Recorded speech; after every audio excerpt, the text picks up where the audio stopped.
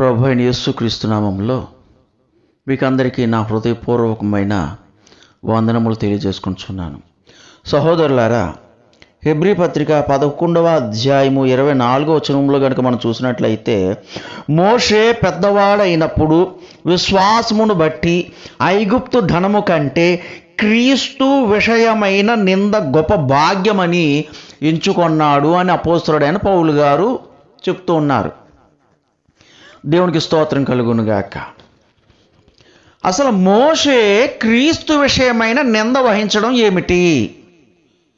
మోషే ఎవరిని గూర్చి నింద వహించాలి? అసలు మోషేను ఐగుప్తులో నుంచి విడిపించింది ఎవరు? ఆ మోషేను అరణ్యములో 40 సంవత్సరములు నడిపించింది ఎవరు? ఇశ్రాయేలీయులను 40 సంవత్సరములు నడిపించింది ఎవరు? అసలు మోషేకు 10 ఆజ్ఞలు ఇచ్చింది ఎవరు? మనకందరికీ తెలుసు, యెహోవా మాత్రమే అని. యెహోవాయే దేవుడు అని, యెహోవాయే అద్వితీయుడు అని. హల్లెలూయా. అయితే ఇక్కడ అపోస్తలుడైన పౌలు గారు చెప్తున్నాడు, మోషే క్రీస్తు విషయమైన నింద వహించాడు అని చెప్తున్నాడు. అలా ఎందుకు చెప్తున్నాడు అంటే, పాత నిబంధనలో ఉన్న యెహోవాయే క్రొత్త నిబంధనలో ఉన్న యేసుక్రీస్తు అని చెప్పడం కోసం అలా గూఢార్థంగా చెప్తూ ఉన్నాడు. దయచేసి అర్థం చేసుకోవాలి. ఈనాడు అనేక మంది త్రిత్వవాదులు, పీడి సుందర్రావు యొక్క శిష్యులు యేసుక్రీస్తును చాలా తక్కువగా అంచనా వేస్తున్నారు. యేసుక్రీస్తు యెహోవా, యేసుక్రీస్తు ఎవరో కాదు కానీ కేవలం యెహోవా మాత్రమై ఉన్నాడు. దయచేసి అర్థం చేసుకోవాలి. అంటే యేసుక్రీస్తు తండ్రి తండ్రి అన్నాడు కదా, తండ్రికి మోకరించాడు కదా, తండ్రికి ప్రార్థన చేశాడు కదా అంటున్నారు. లేదు, దయచేసి అర్థం చేసుకోవాలి. అదంతా కేవలము ఒక మాదిరి కోసం చేశాడు అని చదువుకోగలం.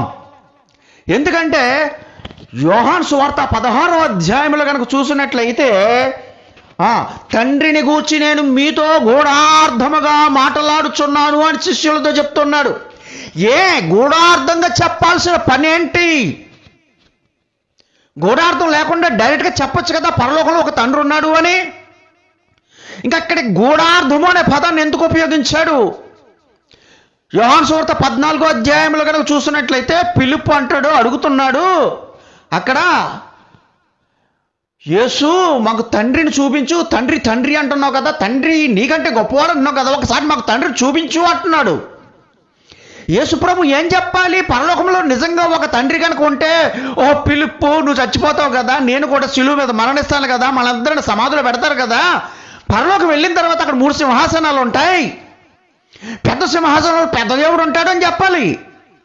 కానీ ఏం చెప్తున్నాడు? ఫిలిప్పు, నేనెంత కాలము నీతో ఉంటే నువ్వు నన్ను ఎరగవా, నువ్వు నన్ను చూడట్లేదా అంటే గూఢార్థంగా ఏం చెప్తున్నాడండి? నేనే తండ్రిని అని చెప్తున్నాడు. హల్లెలూయా.